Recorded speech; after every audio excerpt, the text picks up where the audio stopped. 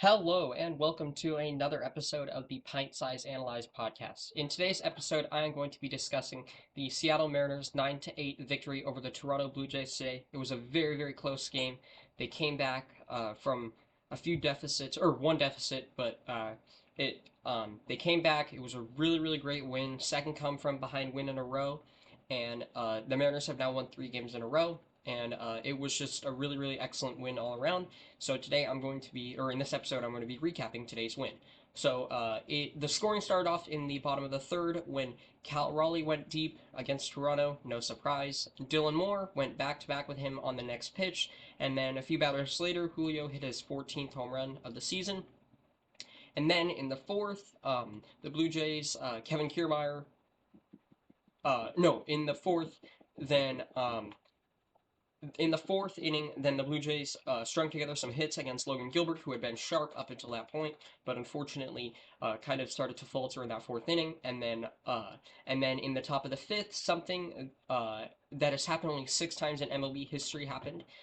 Three batters for both teams hit home runs in the same inning, which just kind of I feel like in recent years, this Blue Jays in Toronto or Toronto Blue Jays in Seattle series has been crazy for sure, and an occurrence like that happening in this series, to be honest, is not even very surprising to me at this point. It just feels like something like this always happens. We know how intense the playoff games were last year, and yeah, it's just really really not surprising that that kind of thing would happen in this game, but still very very cool. And then so in the top of the fifth, the Blue Jays hit 3 home runs, and then in the bottom of the fifth, the Mariners came back and scored a run. So at that point, it was 5-4 Blue Jays, and then no scoring in the sixth inning. In the seventh inning, the Blue Jays ended up scoring 2 runs, just 7-4 lead. And I personally thought that maybe the game was kind of over at that point. I was really, really distraught. But then in the bottom of the seventh, the Mariners came back and ended up scoring 7 runs. Oh, and also I forgot to mention that lone run in the fifth inning was Cal Raleigh, who hit yet another home run off of Kevin Gausman. I believe that is his fifth career home run off Kevin Gausman and the eighth against the Blue Jays in his career, including in 46 plate appearances, so almost a home run in every 6 plate appearances against the Blue Jays for Cal. And that was he hit his 14th and 15th or 12th and 13th home runs of the year. Wait, let me see. Yeah, 13th and 14th. I mean, home runs of the year today. So Cal 2 home run game. He's done it. This is the third time this season. He tends to start hitting those home runs in bunches when he gets hot, and Cal getting hot would be great for the team. But then in the bottom of the seventh, the Mariners came back and they really, really just started to. They just were having really, really great at bats. We'll go down there. Um, um, in the bottom of the seventh, yeah, Colton Wong singled, and then Ty France scored. At that point, it was 7-5, and then JP hit a 2-run double that Dylan Moore and Colton Wong scored on, and then Teoscar Hernandez, in the bottom half of the inning or the inning before, he had a really really rough. No, in the top half of that inning, he had a really really rough defensive error, and then he came in and hit a RBI double that JP and Julio scored on, which ended up giving the Mariners a 9-7 lead. But then the game, unsurprisingly, had more drama. There were 2 more innings still to go, or an inning and a half, and in the top of the ninth, Kevin Biggio singled. Matt Chapman scored, and then Whit Merrifield went to third, and at that point it was a one run game. Blue Jays were down by 1 run, and then after that, I believe it was we can actually just find the play right here. Um, it was George Springer who grounded out to second baseman Colton Wong, who then threw it over to Ty France. The game ended. The Mariners won 9-8. Now I want to talk about Kevin Gausman today, who he looked really, really. That's for later in the episode. But Kevin Gausman today, the Mariners' approach overall today against him was, good. I would say, really, really questionable umpiring throughout the game that kind of, you know, made the zone hitters were not totally sure of what the zone was, so I can't really blame them. They definitely took some pitches that were hoped were going to be strikes, or thought were strikes that were actually balls. When an umpire opens up the zone like that, it makes hitters have to question what they believe. What they believe is a ball and a strike, and so that's why it's important that umpires call balls and strikes correctly, because it also helps impacts hitters. But I thought the overall approach against Gosman was okay. Obviously, the 9 strikeouts that he had, it was you know, unfortunate, but I can't really blame the offense um, when just such a shaky strike zone throughout the day. And they also put up 4 home runs against him, so they were definitely hitting him hard as well. And then Teoscar, like, had a barrel in the bottom of the first inning that George Springer made, like a warning track leaping catch. Wasn't necessarily like a home run robbery. I don't think it would have. And then so that was today's game. And then if we go through the or let's go through the pitching. So Gosman pitched 6 innings, giving up 5 hits, 4 runs. All of them were earned, 9 strikeouts. One second, I'm sorry. And then Nate Pearson ended up getting the loss. He pitched only a third of an inning, giving up 3 hits, 4 runs. All those runs were earned. And then Yimi Garcia pitched 2/3 of an inning, giving up a hit. That 1 run, it was earned. And then he had 1 strikeout. And then uh, Jay Jackson pitched the bottom of the eighth. He just had 1 strikeout. And then for the Mariners today, Logan Gilbert, when he looked really really good in the first few innings, started to get a little bit shaky.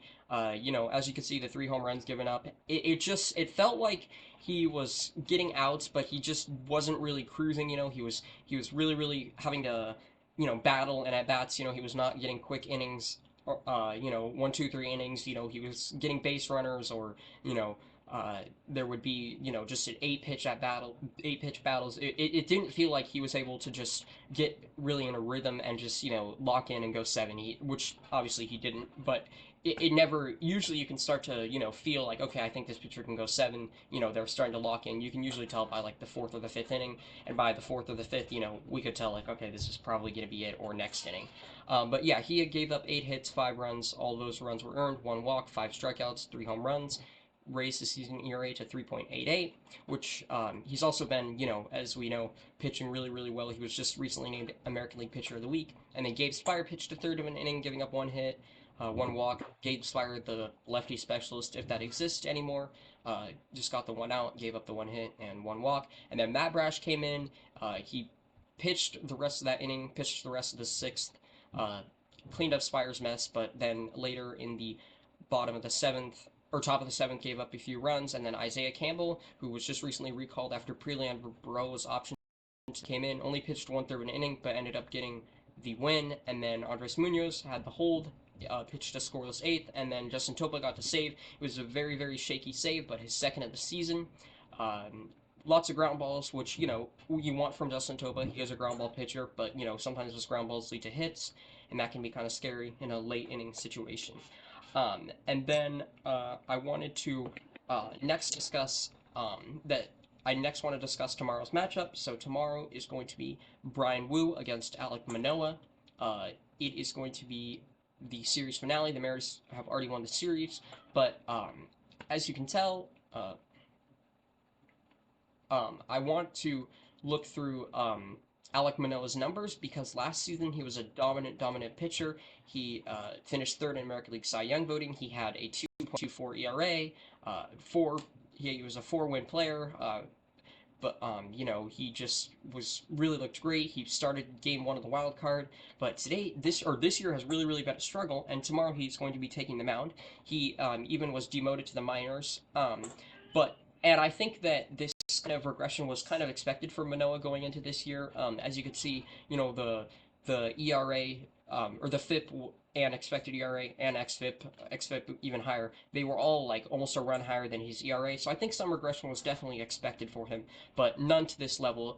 He has just been shelled this year with pitching to a 6.18 ERA, 6.31 expected ERA, 6.27 FIP, 6.06 xFIP. He's more worth negative half an F, half negative 0.05, half negative half in a Fangraphs win. He's just been, the K percentage has dropped. He was he had a 22% K percentage last year, dropped to 17%. The walk percentage was raised 8%, very, very significant, just a 2.8% K minus walk percentage. And it's just really, really been a struggle for him. And he even was demoted at one point in May, and then pitched one game in the complex league where he was shelled, but then came back in Double A, had one start there, looked good in that start, and then since being recalled, he now has his first start against the Tigers. He pitched well. We can go to the game log right here. He pitched well. 6 innings pitched, 5 hits, 1 run. He had eight strikeouts. Just looked like Alek Manoah for sure. And then more recently, he only went 3 innings pitched, 18 total batters, 3 hits, 4 runs, 1 home run, but the 5 walks. He was, just walking a lot of batters, not really, not really going really deep in counts, not being able to put away hitters with that slider, which he is equipped with what was graded a 70 slider by Fangraphs. So he has a good slider for sure. And then another thing about Manoah as well, though, is that like the fastball velocity has dropped an entire mile per hour, an entire tick, which definitely makes a difference from this year to last year. Sinker was at or is at 92.7, four seam at 92.8. He throws them almost an equal amount. Last year it was at 93.9, so 1.2 miles per hour higher on the sinker. Or no, I mean, 0.6 miles per hour higher on the sinker last year, faster. And then this year it is only 1 point, or no, 1.1 miles per hour faster last year on last year's four seam. Last year he was averaging almost 94. This year hovering around 92 or 93. I mean, so yeah, dropped an entire tick of average fastball velocity. So that's something to look out for as well, for sure. As we could see, the percentile rankings on Savant are just really, really rough. Uh, only above average really in extension, above league average in any of these categories in extension and fastball spin, but been hard hit, been hit hard. Um, you know, not giving up a whole lot of barrels, but walking a lot of people. The ball's getting hit really hard. Not super average exit velocity hasn't been super high, but K percentage low. Not getting a lot of swing and miss. Nothing. Just really, really struggling. And then the fastball velocity's down, which I already said. Um, but like if we go compared to last year, altogether much better pitcher. Like better, I think, in every single category. But we also see that the fastball velocity was even slightly above league average. Now it's down to 37th percentile. So thank you guys all so much for watching today's episode. I appreciate it. Let's hope for a Mariners win tomorrow. Brian Wu will be getting the start, looking to rebound. Thank you guys all so much for watching, and go Mariners.